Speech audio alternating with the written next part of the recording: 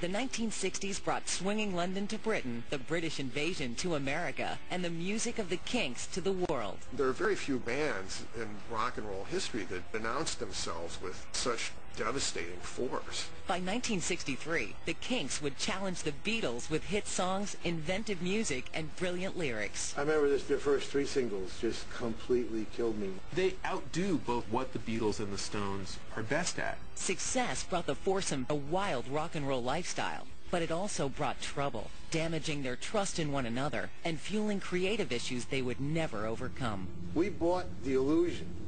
You know what I mean? We thought all these guys were friends. Nothing to lose. Lead you to where you are today. I believe in storytelling. It's gonna make you a star. I'm still trying to figure that out.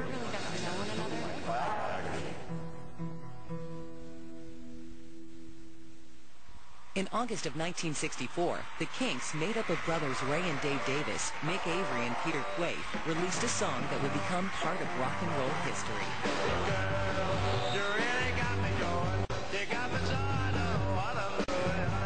You Really Got Me is one of the most influential songs ever in rock and roll. It's about a kid who's sexually attracted to a girl and they make up.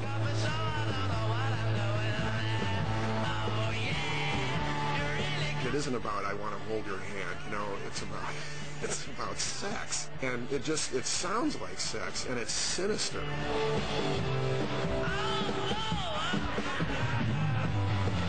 The song, with its raw primal beat, hit #1 on the UK charts within a month. It's hard to overstate the importance of that song to every significant rock movement that followed. It was just unbelievable. It cut through everything, and even the Beatles it cut through. You can hear it in Van Halen, you can hear it in punk rock, you can hear it in, I don't know, some kid putting out an indie-like record today. You Really Got Me steered popular music in a new direction, and it was all powered by the Davis brothers and a small 8-watt amp purchased in a second-hand shop. In actuality, it was this little pig-nose amplifier that I think all of us used to kick every now and then as we went by, just to make it sound even more raunchy than it did. What Dave did, he took this little green amp, about this big. It was the one that we used to rehearse with. And I had messed around trying to get a decent sound out my amp. I couldn't. You got like a bright sound or a bassy sound, and that was it.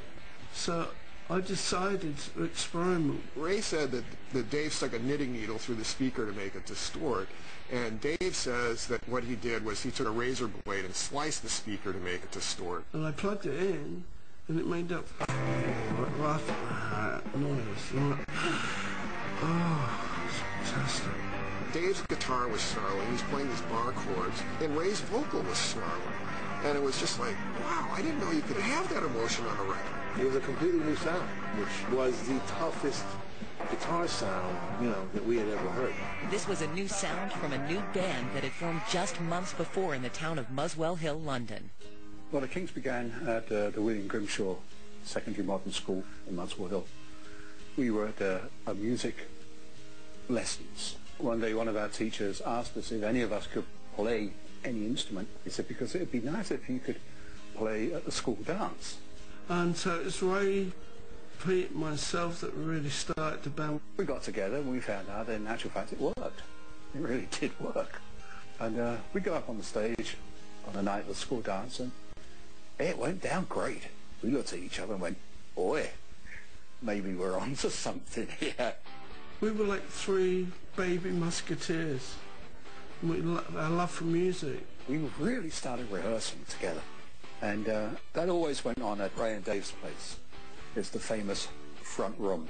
The Davis home at 6 Denmark Terrace served as rehearsal and social hangout. There used to be parties every weekend, and everybody would sing the songs that they liked.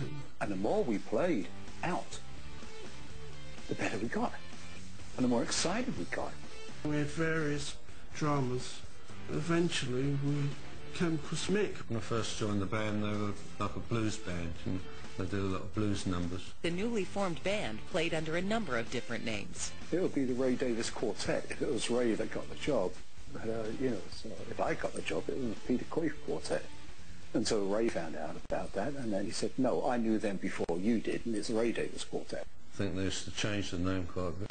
My earliest recollections are really playing gigs in Muswell Hill under a variety of names, the Ravens, which is my favourite name.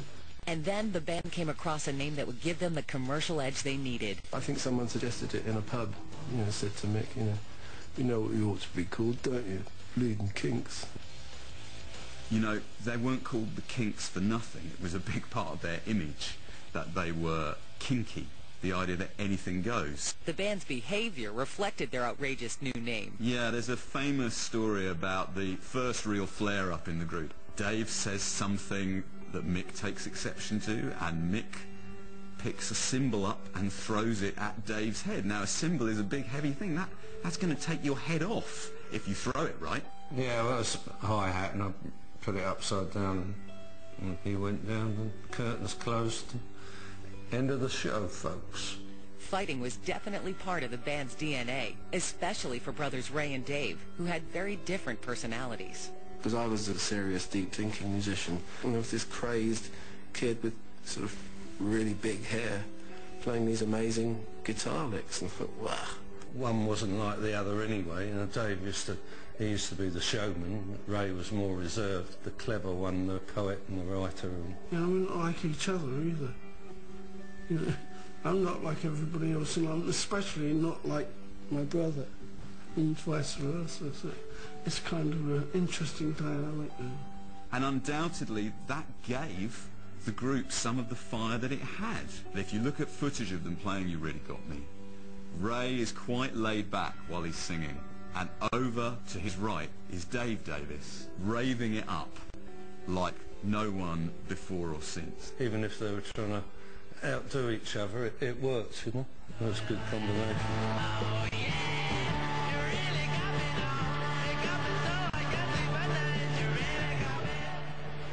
The tension, of course, was important. I think when it got out of control, when it became damaging, that's when it went wrong.